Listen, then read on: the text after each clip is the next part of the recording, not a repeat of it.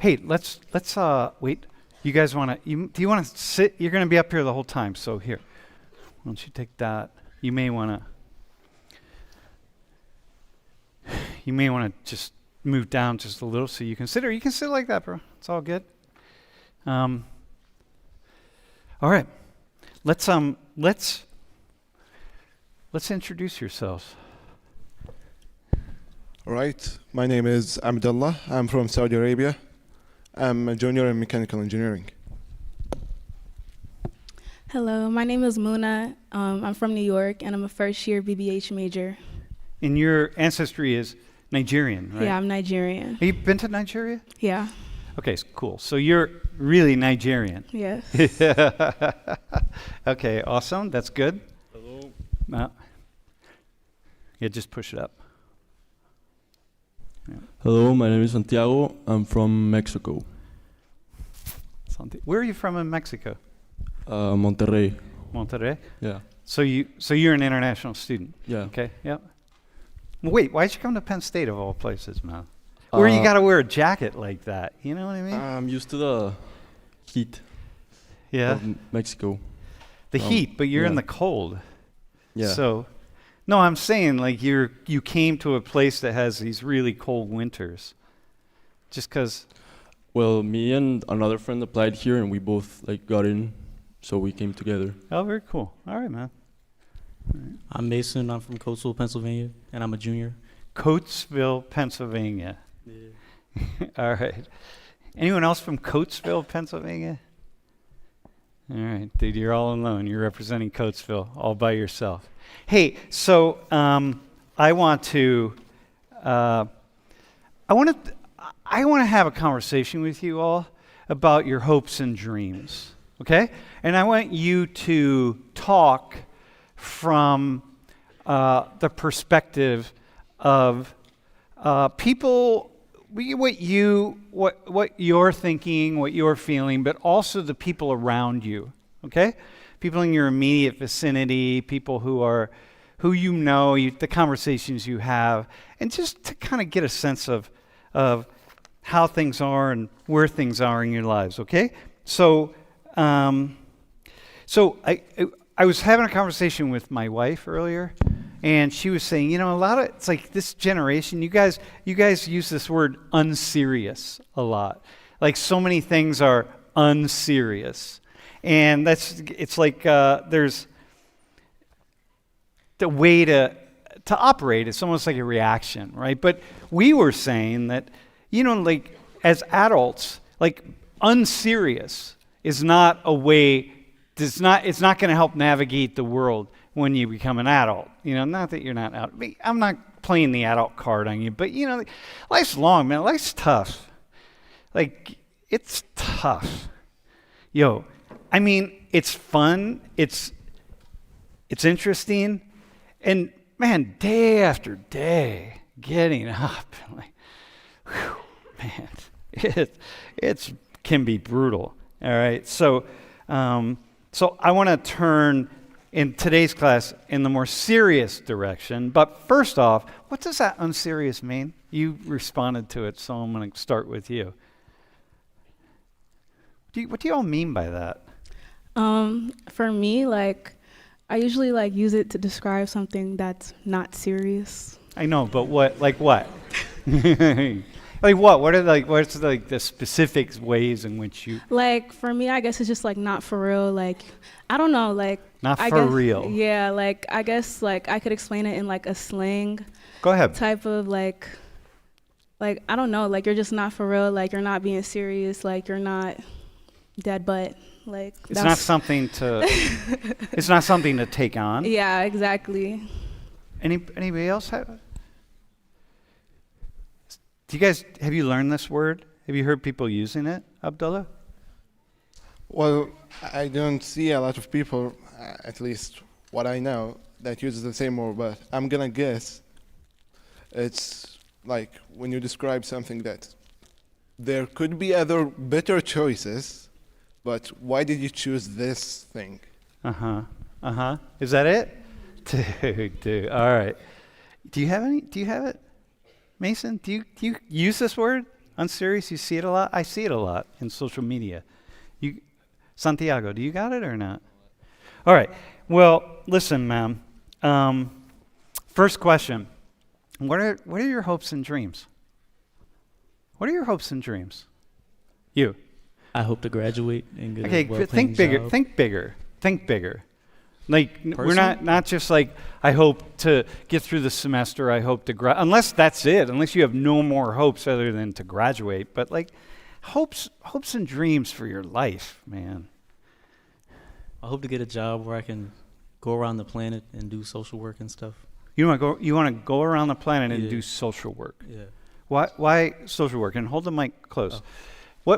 What is it that you see? Just bad things, pain, suffering. I don't like it. So you see pain. Here, hold the mic like hold it like that. Yeah. You can hold it like that. Yeah. And then if you sort of bounce it. By the way, anybody who volunteers, you a lot of times you see singers and artists. They'll hold microphone. Can you do a close up, bro? They'll hold microphones like this. And hang on.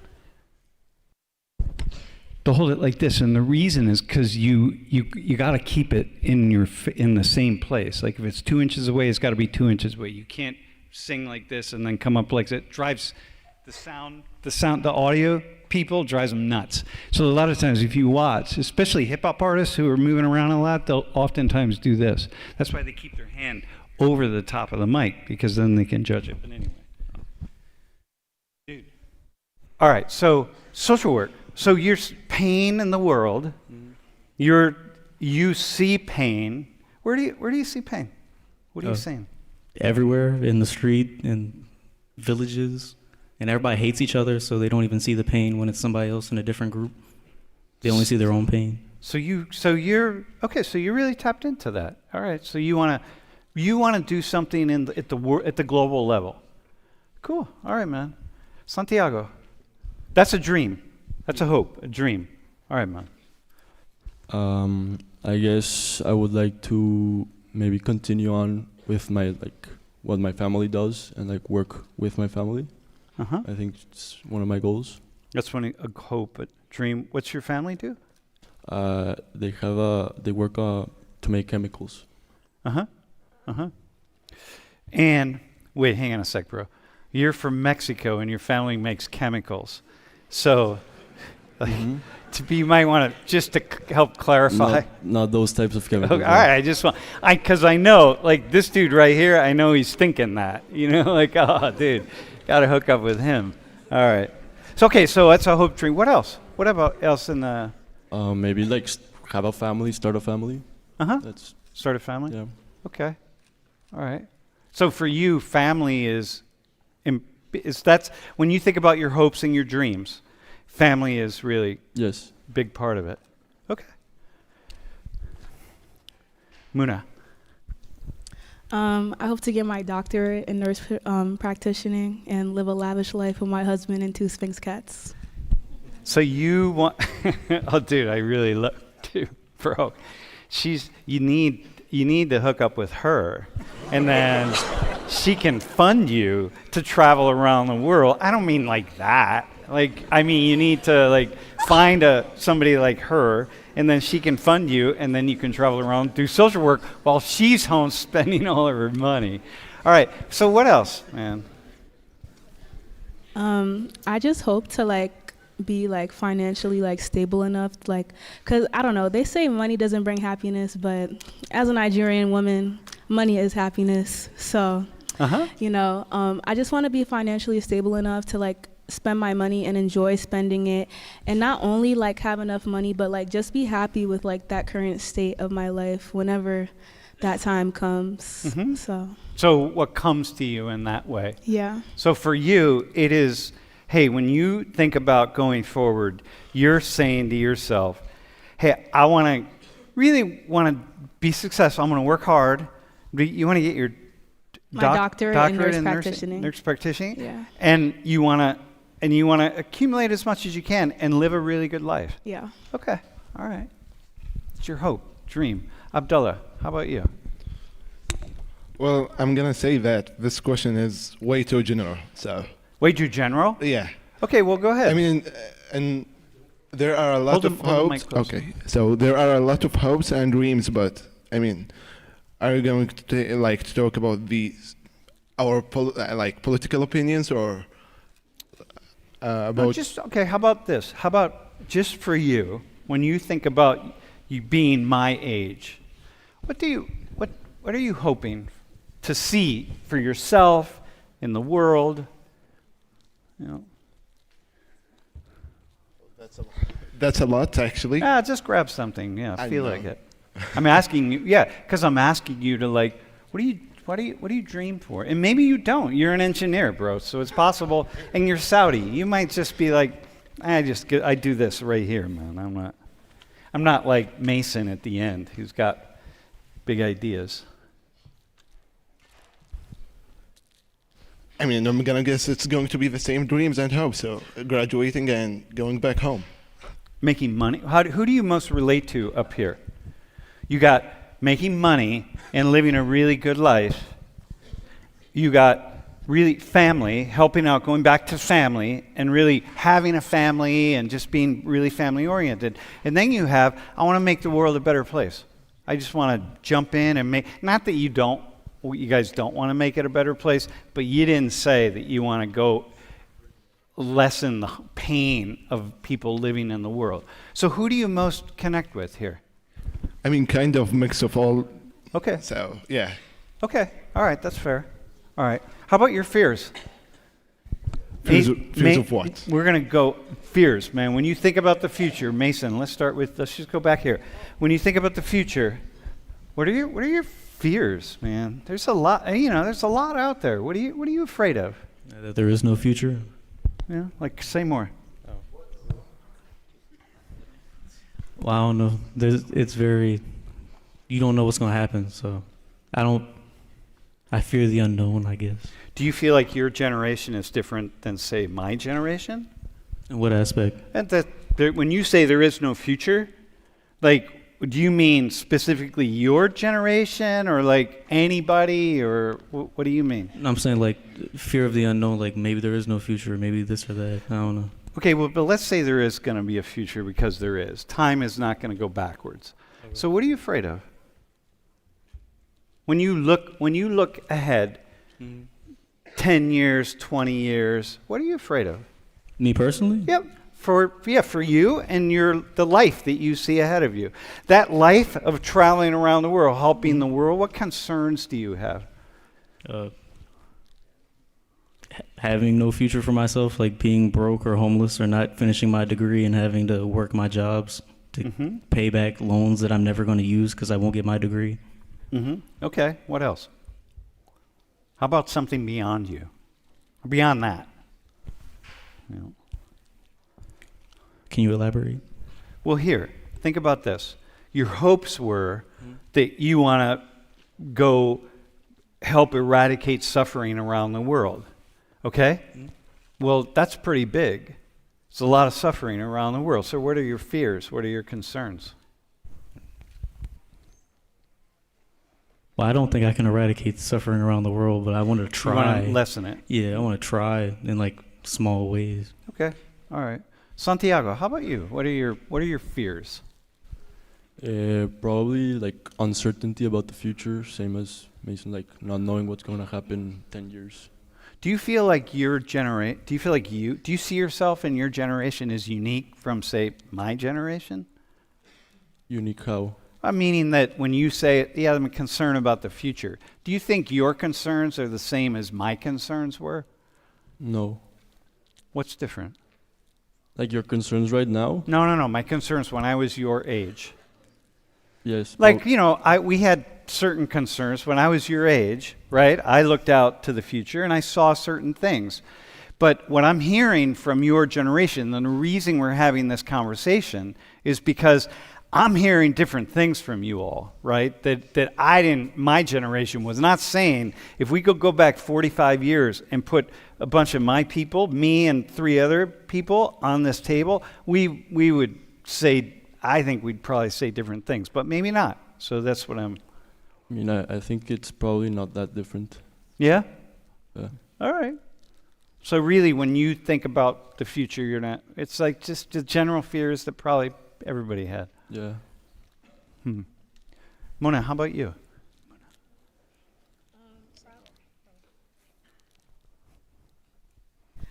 Probably like just like I guess all the pain and like the hustle that like I've been putting in like just won't pay off, and it'll like all be for nothing. Okay, so that's kind of like Mason here. It's not gonna, like you're not gonna be able to make a lot of money and spend it and have 2 Sphinx cats and all of that. Yeah, something like that. And then probably also like I'm kind of scared like I won't fall in love and like find somebody. So Okay. yeah. Yeah. You know, I'm just thinking, yeah, that's big. Yeah, that's big. All right. You know, by the way, I want to go back to this. When I was your age, the biggest fear we had was nuclear war and nuclear annihilation, man. That was like a huge, huge thing. Yeah. Okay. So the fear. Abdullah, how about you? What I'm gonna say, as for now, is losing someone close, like a family member or someone I care about, when I'm here. When you're here, when you're far away from home. Yeah, So that's something you think about. yeah, I do think about it. Okay. Yeah, that's big. So how about like when you look further ahead in the future, what fears do you have? Do you have any? Maybe you don't have any, but what fears do you have? Well, the biggest thing is having wars in my area and, let's say, not being financially stable. Having wars in the Middle East, right? Having conflict. Yeah, Yeah. And that conflict continuing and not being able to be financially stable. yeah. Yeah. Okay. Yeah, because when you say people, a lot of people, you think, oh, the Middle East, we think wars. But, okay. Well, I mean, there are a lot of stereotypes about the Middle East overall, Yeah. and most of them are not true. Yeah. Like if I go to I can live a pretty sweet life in Riyadh.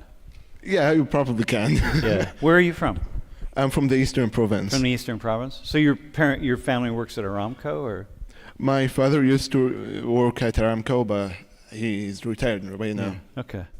Damn, dude. It feels like Saudis, you guys. It feels like almost every time somebody's like have parents who worked at Aramco, by the time you get to my class, they're already retired. What's the retirement age? Like 50? Well, it changed 40? right now. I'm not sure. I think it's around 63 and 65. God. Well, how old's your dad? Well, he was born in 1960, so yeah. Okay, so he's my age. Damn. When am I going to retire? All right, man. Hey, go to the next. Let's go to the next. I need to make more money. All right, listen, man. So here's this thing. I want to ask you guys about this. So earlier today, I was reading this article, this op-ed piece by this guy named David Brooks. Okay, and he's a columnist for the New York Times. He's a columnist, but he's television, he does a lot of different things, writes books. And then he's very, very moderate, very middle of the road. He leans conservative, but he's very middle of the road. A pretty thoughtful guy. And I didn't really, he made the argument that people in your generation, I mean, one thing, but that wasn't just him. He referred to Americans in a general sense, but really most people people make this argument that your generation is really rooted in nihilism, right? This meaninglessness, well, all of that, right? Skepticism, lack of purpose. You're just all like, it's just not serious, unserious, right? The whole thing, you're floating on a sea of uncertainty and pessimism and negativity that grows out of life around you, grows out of what you've gotten from my generation, grows out of what you see in social media, grows out of all of this, right? Lack of purpose. How strong is this among people, this feeling, okay? That's described right here. How strong is it among you and your friends and people around you in your generation, like Gen Z in particular? How strong is it? Does this, so somebody my age says like, oh my God, the young people there are so nihilistic. Does that relate to, how do you hear that? Anybody? I think that there's definitely people like that, but in my experience, I think there's more people that are more like stoic and less nihilistic. So people more like you all, really. Because you all are showing a great degree of optimism, really, in a certain sense. But say more about that. Like, so people around you, how are they compared to this? If they're not like this, how are they? Like they're optimistic about the future. They have goals. They're not like, they know that maybe like there's bad things that can happen and stuff, but they won't think about anything that isn't gonna be useful to their lives or is gonna be better for them. Mm-hmm. So people are busy putting their lives together. Yeah. Yeah? Somebody else. I definitely wouldn't really agree and say like our generation is like nihilist. That's the word. Mm-hmm. I wouldn't really say so, especially I guess like the people that I surround myself around. I really just think it's more about like a person's like upbringing and just like what type of like goals they have set for themselves. Like at the end of the day, like everybody is different. There's going to be that group of people that's extremely lazy, extremely like pessimistic. They don't really know what they want for themselves in the future. And then there's gonna be that other group who's just naturally goal like setting, like goal chasing and everything. So think about people your age, the people you surround yourself with, right? That you know. Most of them lean this way or this way. I think most of them lean towards like the optimistic side, especially with all the resources that we have now. Like we have a lot of access to the internet and stuff, and just seeing like other people that have like accomplished things like online, I just think it inspires people our age to do the same thing. So you're seeing lots of inspiration around you. Yeah. Oh, okay. All right. Mason, do you want to, dude, you see suffering around the world, but go ahead. Like, how about this? Does this resonate with you and your friends? Meaninglessness, skepticism, negativity about the future. It's like, oh man, all the moral codes in society, just like F that. Like we're not. That's the sense of you all from a lot of people, man. I can see it. A lot of the right now feels meaningless because it's the future we're trying to get to. Like we're building up right now to get to the degree and all that. Mm-hmm. So like for you, like being in school is a thing that it's a, maybe there's something there, but do most of your friends feel optimistic? Are they like sitting around brooding about the future of life on this planet, or are they getting on with their lives? I meant more like they're not optimistic about right now, but they're optimistic about the future. Okay, yeah, I got you. Okay, so they're busy, so they're struggling, like they got an exam in their class, they got to write a paper, but they're still feeling good about what the future has in store. Uh-huh. So if someone comes along and says, your generation, you're nihilistic in this way, all of these things, you would say, I don't see that. I would say I see your point, but if you live inside of that area, you would understand it because you live it rather than seeing it from somewhere else. I got you. You would understand where some of that comes from. I got you. Abdullah, how about you? Like, how about in like young people in Saudi Arabia, man? How about you all?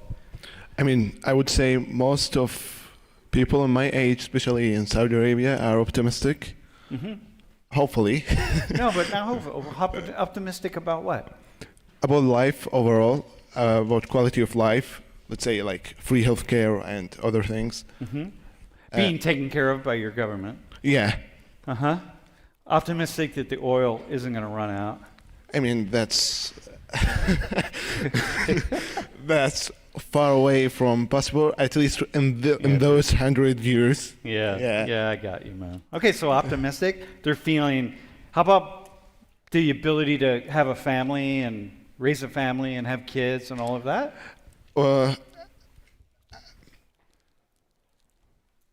I would say it's a 50-50 at this point, because there are a lot of people who are afraid from like marriage and stuff like that because of like rising prices and other stuff. And yeah, How about this? How about the general acceptance of moral codes? When we say moral codes, by the way, and somebody else might want to weigh in on this, when we say moral codes, what we mean are the codes, the rules that we live by, the codes we live by, that shape our sense of what's right and what's wrong, what's good and what's bad. Do most people your age, from what you see, do they really accept and follow the standard moral codes of life around? I would say most of them are. I mean, I'm going back to a point that if you are going to look at the world as a dark place, only as a dark place, without looking at the possibilities and goals that you can achieve, what's the point of living? Okay, but hang on. And you're saying you're not seeing that happening among people of your generation. Not a lot. Yeah, okay. So you're not seeing that. And you're not really seeing that. And you're not seeing that. You're seeing that this kind of doesn't make sense. I would say, personally, from myself, from what I know, one of the reasons that I like having these conversations, or that one of the reasons people tune in a lot, people my age, is because they have the idea that your generation is really nihilistic, that all sorts of things, all sorts of negative things, and you're really condemning, you're not open-minded, you're not thoughtful, but it turns out that you really are not how people imagine that you are, and people talk about how you are, so. Okay, let's go. I want to go with another one. Go to the next slide, if we could. So take a look at this. So young people, this is this Gallup poll. This is a poll from 21 countries, right? And so young people, 15 to 24, that's you all, right? From low and middle income countries, so this is you, right? And this would be you also, not you, but it would be you. Not you, you're American, but think Nigeria for a second. Young people in low and middle income countries are far more likely to be optimistic about the future than young people in high income countries. Do you have a sense of why that might be true? You're just taking guesses here, but do you have a sense of why that might be true? And by the way, I'm willing to, if anyone wants to weigh in on this, if you have a sense of what you're thinking, we'll get a microphone to you, because it's a really interesting question. I've seen this in many, many different places. So young people, let's be really clear here, because this is big. Young people who are living in countries that are at the bottom half of the world's sort of economic ladder, okay? Poor in low income and lower middle income countries in particular, are just far more they look to the future and they just feel more like, hey, this is all right. We can do this. We got it, man. The world's going to work out. It's going to work out for me. It's going to work out for other people. We can make this happen. Far more likely than people from, say, the upper income countries, including, say, the United States and Europe and so on. So, Muna, what do you think? In terms of people that come from high income countries, I'd say their entire life has just been centered on being privileged. They know what the standard is, and that standard has just kind of been set for them since they were children. So there's nothing else to really look up to because they've already gotten that standard. But for people that are in low and middle income countries, I guess in a sense you could say they've hit rock bottom, and once you hit rock bottom, the only way out is up. So when you're down below, you're looking up. Yeah. When you're up above, you have to stay there. Yeah. And staying there is a lot more difficult than striving for something. Yeah. Yeah. Okay. Somebody else. Santiago, do you have a thought on this? As somebody from who's you're more high income, but in a lower income country. So, what do you think how to make sense of this? I think it might be because there's been a lot more development more recently in third world countries. So, for example, the Mexico I was brought up in is very different to the one my grandfather grew up in. Mm-hmm. And I think that difference is a lot bigger than in first world countries, maybe. Mm-hmm. So you really, you see all the changes that are taking place, and you see the many opportunities available. Yeah. Yeah. You know, it's really interesting, right?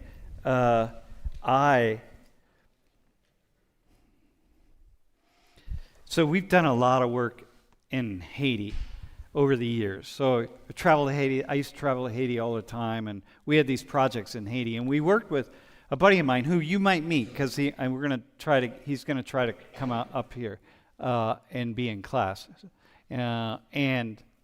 but he trains entrepreneurs, and I remember like poor people who really have nothing at all, man. I mean, like nothing. Okay, but they want to do something. They want to make something. They want to do something. Then they want to sell it. They want to move up, man. They want to elevate themselves because you start with nothing. And man, I can't even emphasize like what I mean by that. Okay, like a house with a single light bulb and a table and a chair and a piece of foam for a bed, okay? And they're like, it's what Muna just said. It's like, yeah, here I am, man. And they would come, so people would come to the workshops, because Ernst would have these workshops, and people would come from different communities, and they would be these entrepreneurial development workshops. And man, people would come, they'd be excited, they would be like, yeah, this is cool. There's such little chance of them, they're being rich, forget it, but they're just going to make a couple steps. So instead of having one meal a day, they have 2 meals a day. And the excitement that would happen with young people, right, with people that we were working with, the excitement was palpable. Whereas we would work with wealthier kids doing the same workshops, and it's like, just didn't have it. So anyway, do you have anything to add to that? I would say maybe for like the United States specifically, for the higher income, the people at the top are already at the top, so there might not be room for more people to go up. That might be why people are not optimistic about the future. Yeah. Okay. And you see that maybe there's not a lot of room. Yeah. Do you feel it? Like, do you feel you're from Coatesville? You're not like Coatesville's not a wealthy. Do you immediately say you're from Coatesville? So I'm like, okay, you're not in the upper class, right? So how about you? Like you're here. How open is the future for you compared to maybe if you started really wealthy? Do you ever think about that? I wouldn't think of myself as ever being like a millionaire or like a billionaire or something, because that's just unrealistic. But I can see myself being like middle class. All right, that's cool. So middle class is good. And you didn't get a scholarship to a private prep school or something where you were hanging out with rich kids. So you don't have those kinds of goals and expectations. So it's just like, yeah, whatever. Middle class is good for me. There are people in this class,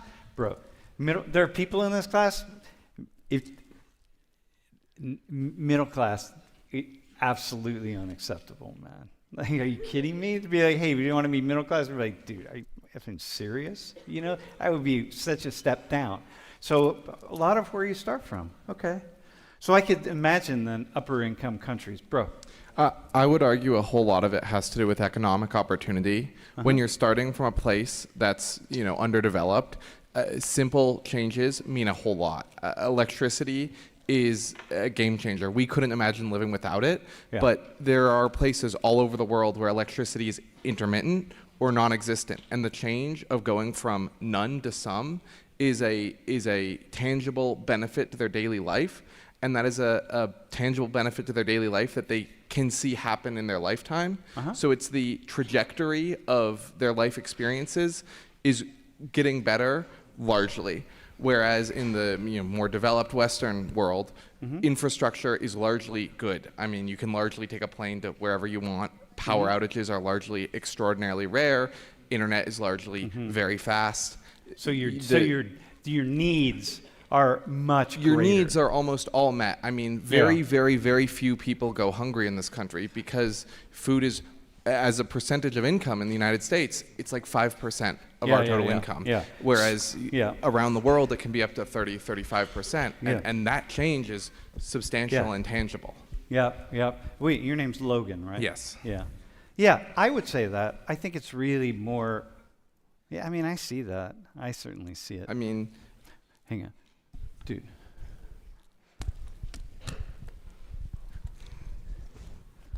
Thanks, Mom. Thank you. First of all, I agree with what Logan said. That Wait, what's your name again? you can call me Maz. Mats? Maz, M-A-Z. Mads. Yep. Yeah. Right. Okay.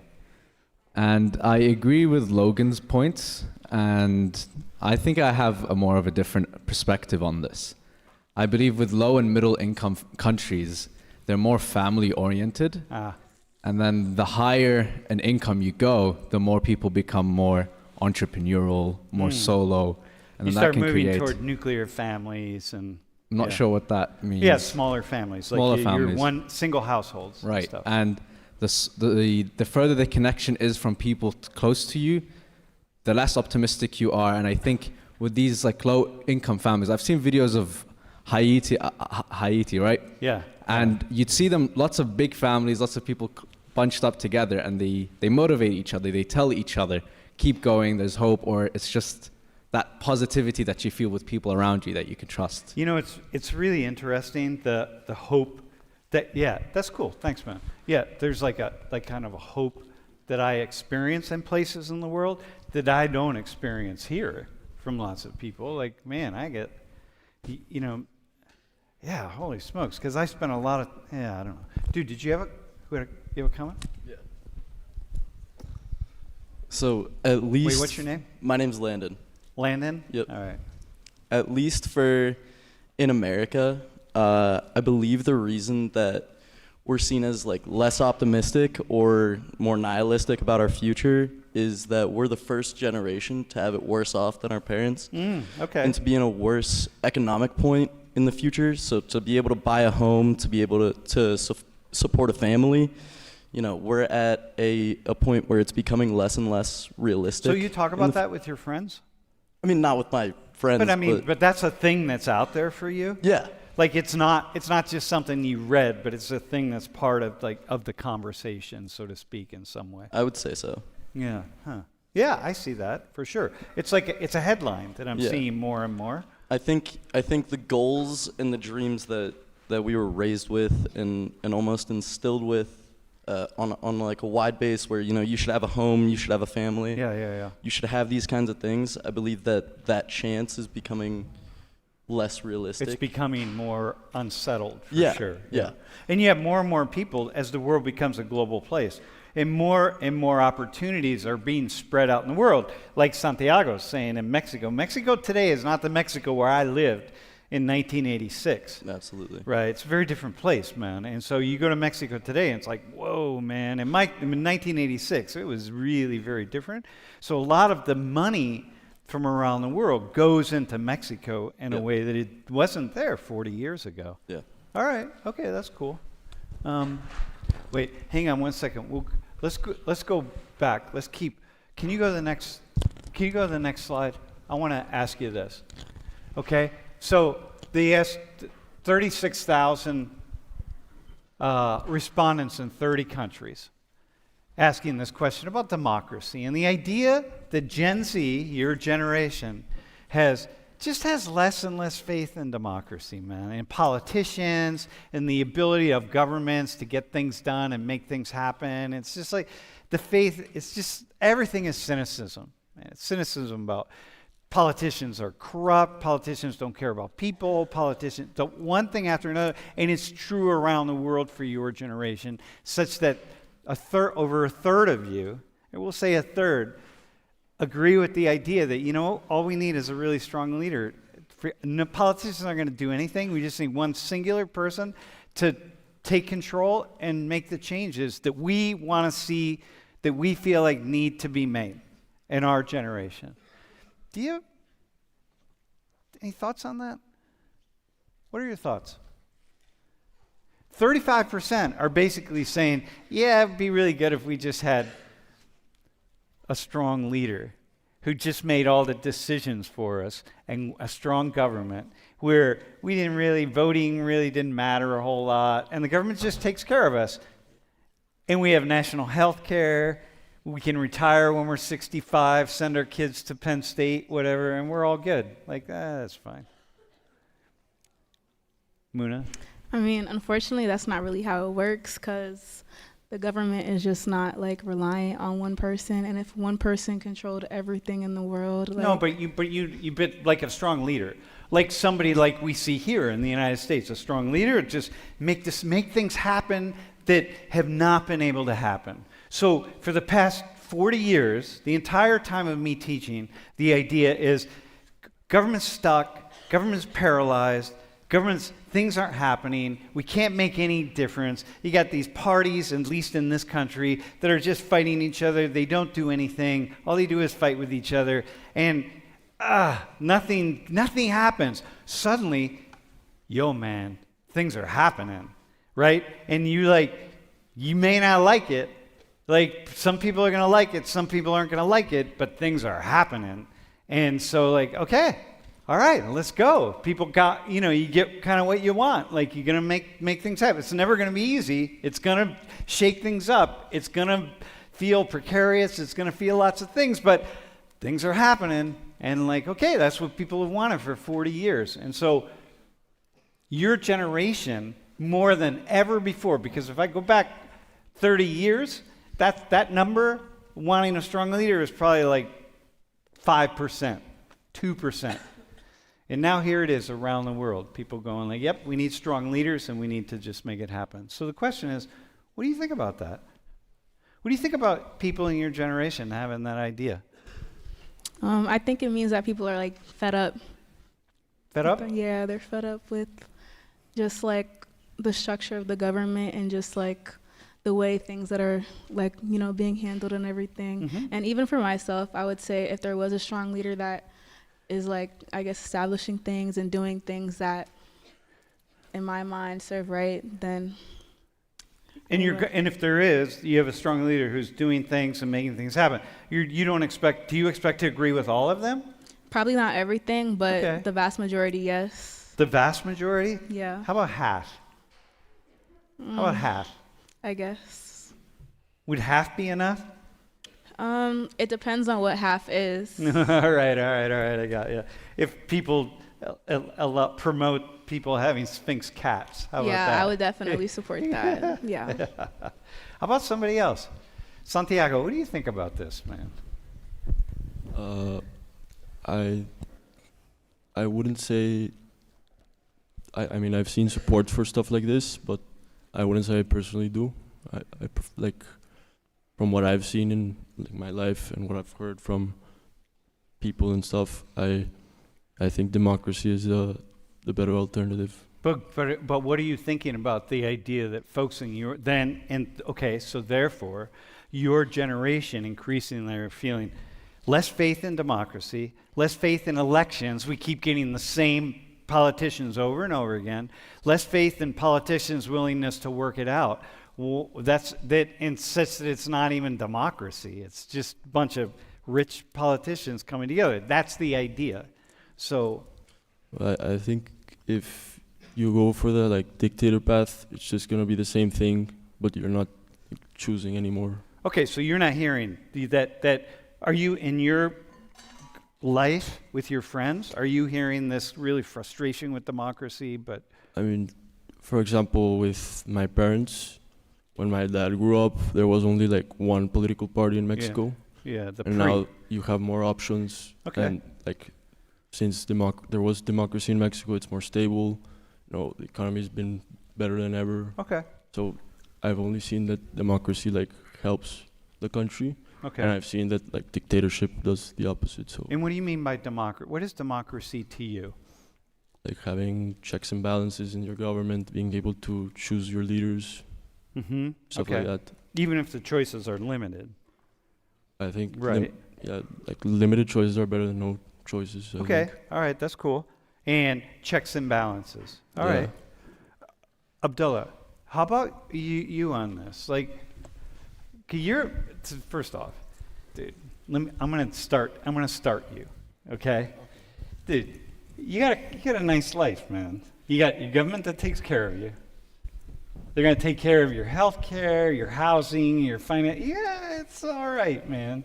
But there are a lot of things you can't do, including right now, since we're on camera, there are things you can't say, but like whatever. It's good.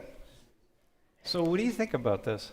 So obviously I'm not American, so I can't talk about democracy because, but I mean, there is a key of success. The key of success is really depending on someone who can lead and also people who can help and do those goals. So do you find with you and people around you are afraid of strong leaders, or is this just like, no, it can be a good... No, we need strong leaders. I mean, otherwise, if there is no leader, who's going to help and guide people around? Okay.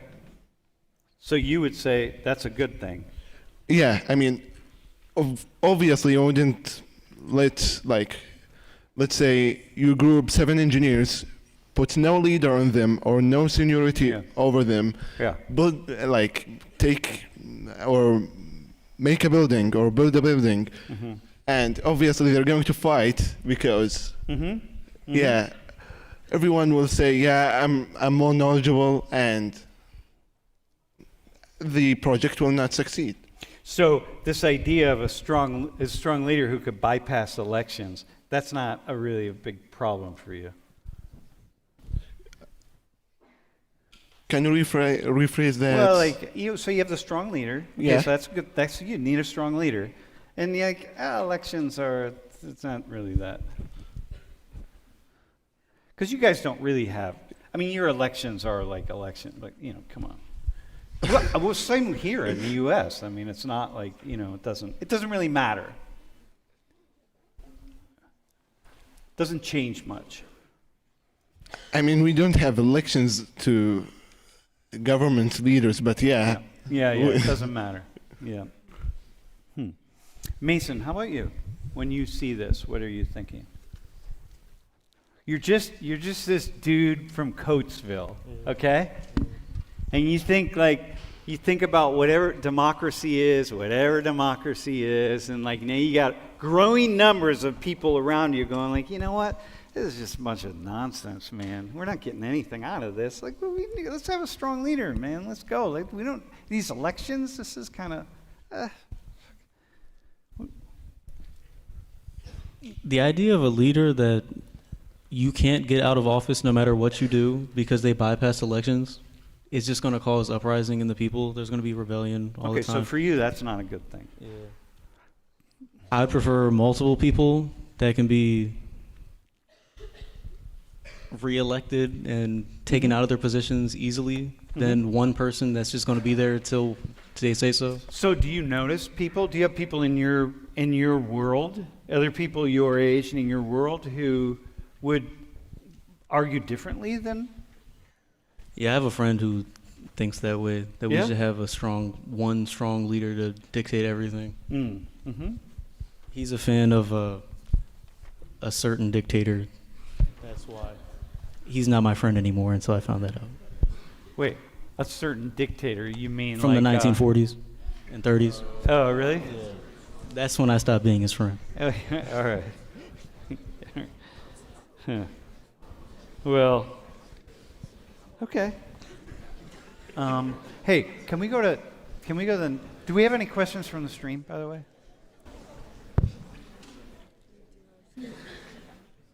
Yeah? Hang on, we're going to take a question from the stream. And then we're going to go to the last slide that we have when you're done with that, when we take questions. It's a really interesting question, this one right here, because you all are in a very kind of fascinating. So, Rock from New York, what are you doing realistically to contribute toward your intended goals? Let me ask this. What are you guys doing realistic? Rock, I'm going to go with a slightly different direction on this. How responsible do you all feel for making the world for everybody a better place? Like that you really are responsible for the world, and not just your lives, right, but the world. How responsible? I would say you can't fix the world if you can't fix the issues that you have personally. So first of all, you have to work on yourself, and then figure out what to solve next. But do you feel like you're part? So do you feel like you're part of the world, like not in this small life, but you're really part of something bigger? I mean, we're living in the same planet, aren't we? So we should help each other. Do you feel that? Yeah. When you think about your future, do you feel like your goals in your future, like Rock is asking in a way, do you feel that connection? Yeah, kind of. Yeah? Muna, how about you? Ms. I want to get rich and live a good life. Like, to what degree? You can't do that without other people around you. Like, so when people hear you say that, the idea is that you're kind of selfish or whatever, but you have a nice smile. Like, selfish people don't smile like that. So, like, to what degree are you really like, no, seriously, I'm just thinking about me, and I'm not worried about the world? Or what degree are you part of this larger? With the field that I'm going into, like, it's about, like, helping, like, other people, like, especially I want to go into obstetrics, so there needs to be more Black women in that field. So I definitely feel like I'm working towards a good cause.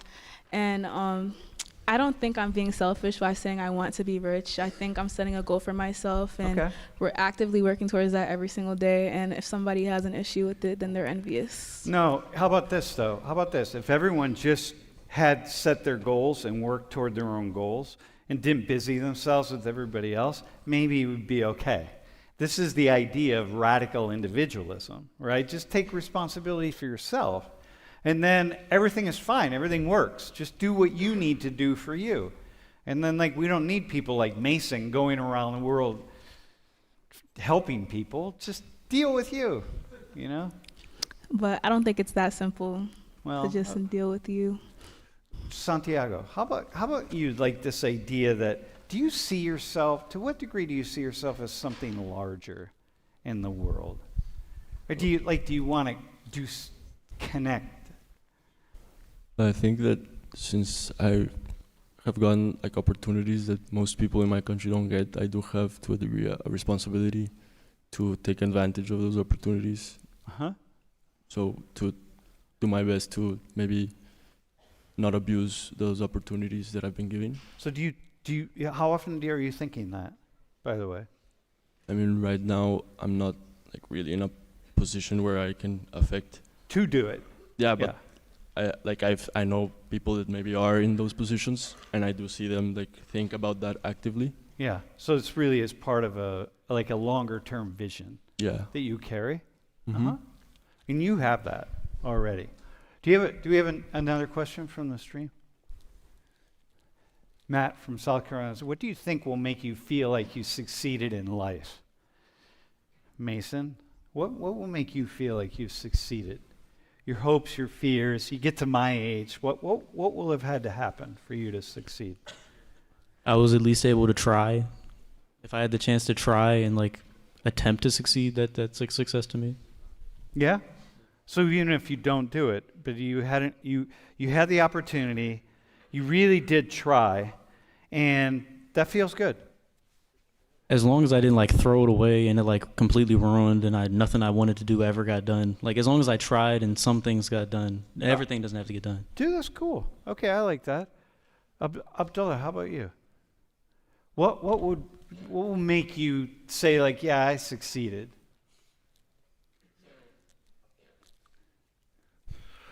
So, first of all, I put clear goals to myself that can be achievable. Obviously, you wouldn't say something that's impossible. If I achieve that goal in that certain amount of time, I will consider myself succeed in that goal or in that criteria. And what if you don't make that particular goal? Well, you have to go and rethink, why didn't you pass that goal? You know, so what's interesting to me, one of the reasons I really enjoy this, I enjoy teaching this class and being part of the class, because I like hearing from people from different cultures, right? Saudi, Nigerian, American, Mexican, American. You're all very similar. And the meaning that people around the world are all pretty similar. Huh. Do we have another one? All right. Can you go? Yeah. Can you go to this slide right here? That one right there. I have something I want to ask you all. So one of the things that we've been hearing more and more, one thing that has shifted, that we really started to notice about 5 years ago, is that you all happiness is really, really centered. It's like happiness is key. And, meaning, money, well-being, all of that, yeah, you got to have all of those in the world. And such that really, this recent thing, this Deloitte study in 44 countries of Gen Z people, that 6% actually want to be leaders. This is a serious shift, okay? Because go back 20 years, everybody wants to be the leader. Everyone wants to be the president, the CEO, the whatever. And now there's this sense of like, we're leading with happiness. Like, I got to be happy. I got to be content. To what degree is that true for you and people around you, that you really lead with that? Do you know what I mean when I say lead with that? Yeah, that becomes the most important thing. So, being a leader is going to put a lot of things on your head, and you have a lot of responsibilities. Okay. If you screw up, everyone will look at you and say, possibly you are the reason you failed the project or something. Yep. And yeah, nobody, I won't say nobody, but most people would not want that. Yeah, for sure. No, this is like the leadership in the House of Saud, for example. It's like, who want to be that? Who wants that, man? Like, who would want to do that? Like, only a knucklehead, man. Like, I'm driving up to class today, and I'm like, wait, okay, hang on. If this was a much smaller class and we didn't have cameras on and you all weren't coming up here, I didn't have to have questions. I just came into class and I just rambled on about stuff. Oh my God, I wouldn't even have to plan. I would just walk in and ramble on and then I would leave. There's no pressure. But there's pressure because people are watching. We just saw people on the stream, and so they're going to judge. They need something, and it's like, oh my God, who has time for that? Okay, so there's one. How about somebody else? What do you think about this? Like leading with happiness is really. So Mona, this is good for you, because you actually said no, money is the thing, but now, so maybe you're like the outlier because it's not everybody. Well, when I was talking about money, I did also mention that, like, when I do want to spend my money, I want to be, like, happy and stuff so I can enjoy it. So I feel like with good leadership comes, like, happiness, and then, like, behind that happiness is intention and everything. So I feel like if you're not really in a good place in your life and stuff, and you're trying to be that leader, you're not going to really put that foot forward that you're supposed to, and you're not going to set that example that you're supposed to, and there's just not going to be any sort of like effort or any sort of like intention, like I said, behind what you're doing. But So, when- okay, all right. no, ask your question actually. No, so I was going to say, like, when you talked about what you wanted, you never said, I want to be a leader. You're like, I want to be a nurse. I'm going to get my doctorate in as a nurse practitioner. It's like, yeah, I don't want to be the CEO of a hospital or something. You didn't say that. Well, maybe not like the CEO, but definitely eventually take on some type of like administrative like role, because I know I'm going to enjoy what I do, and I want to be able to help other people enjoy that profession as well. Okay. All right, okay. Santiago, does this resonate with you, that like leading with happiness? So you got well-being, you got meaning, money's there, but it's all part of a package. That's the package is the most important thing. Yeah, I mean, I think most people do want to live like a happy life, and In your generation. yeah, that's what they're aiming for, to live a happy life. If that's like being a leader is what makes them happy, and that's what they're gonna try to do. This idea that, because this is different, right? Again, I want to go back 20 years. I've been in this business a long time, and this is not what people were saying 20 years ago, right? That my happiness is really, really important. So that's why I'm asking you, like, are you hearing this with people? It's like, yeah, that's what they're really talking about. Yes, but I think like it's always been like that. Like most people have tried to be happy in their lives. Like I don't think there's anyone that's trying to not be happy. No, yeah, but it's about a balance. It's about balance. Yeah, it's about leading with happiness as opposed to leading with money, leading with any other one thing. It's like, no, it's all got to go together. Yeah. Mason, do you have anything on that?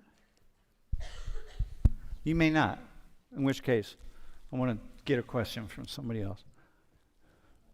Do you have a question? Wait, hang on. Yeah. Layla has a question. I guess from back here, the statistic makes sense just because leadership positions usually come with some type of sacrifice or loneliness. So very few people would want to sacrifice happiness or their well-being to get to that leadership position. So are you finding that with people like you're as part of Gen Z? Are you? I mean, I guess so. I guess with the examples we've been given from people in leadership positions, they end up sacrificing one of these groups, if not something else personal to them. So a lot of people aren't willing to do that. Yeah. So you're seeing that. Huh. Somebody else? Anyone? Or does anyone have a question that they want to ask? You want to? Here. Can you? Huh.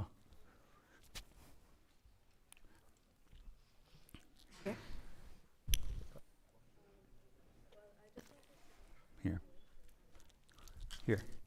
Just use that.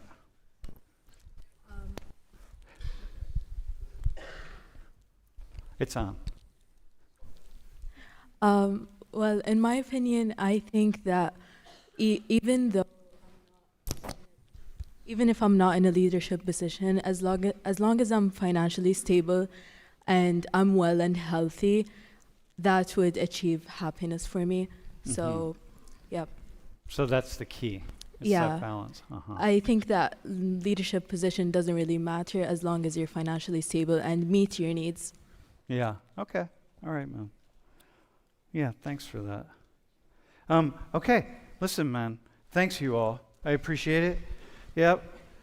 Round of applause. Dude, thanks, dog.